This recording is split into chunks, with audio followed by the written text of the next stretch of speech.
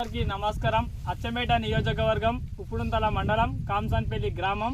ఈరోజు తెలియజేయన ఏమనగా శ్రీ రేవంత్ రెడ్డి గారికి విజ్ఞప్తి.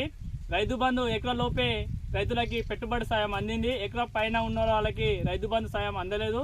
చాలా రైతులు ఆందోళనకి గురవుతున్నారు. వెంటనే శ్రీ రేవంత్ రెడ్డి గారు ముఖ్యమంత్రి గారు వెంటనే రైతు బంధు విడుదల చేయాలని నేను విజ్ఞప్తి చేస్తున్నా. రైతుల తరపు నుంచి డిమాండ్ కూడా చేస్తున్నా. ఎందుకంటే నేను ఒక పార్టీ నాయకుని, నేను అచ్చంపేట నియోజకవర్గంలో కాంగ్రెస్ పార్టీకి వెళ్ళి ఇవాళ నేను ఏ చివరసకు పోయినా, ఏ గల్లీకి పోయినా, ఏ మూలమలుపుకు పోయినా ఇవాళ రైతులు అడుగుతున్నారు, మీరు ఇంత బాగా కష్టపడ్డారు, రేవంత్ రెడ్డి సీఎం కావాలని కోరుకున్నారు అన్నారు. చేసినాం సీఎం, కానీ మీ రేవంత్ రెడ్డి గారు ముఖ్యమంత్రి గారు ఇప్పటికీ రైతు బంధు చేసలేడు, ఏమైందని అడుగుతున్నారు. ఏ చివరసకైనా వెంటనే శ్రీ రేవంత్ రెడ్డి గారికి గుర్తించి రైతు బంధు వెంటనే పెట్టుబడి సాయం అందించాలని మనస్ఫూర్తిగా కోరుకుంటున్నా.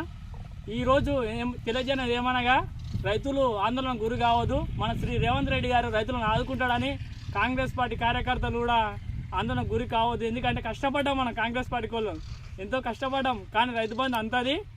మీరు అందరూ చాలా వెయిట్ చేసుకుంటూ ఉండాలని మనస్ఫూర్తిగా కోరుకుంటున్నా.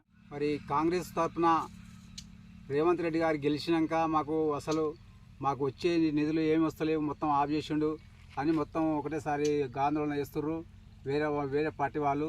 దయచేసి రేవంత్ రెడ్డి గారు మీరు ఏమనుకోకుండా తొందరగా మీరు ఎంత చేస్తే అంత మనకు అనుకూలంగా మాట నిలబడిపోతుంది.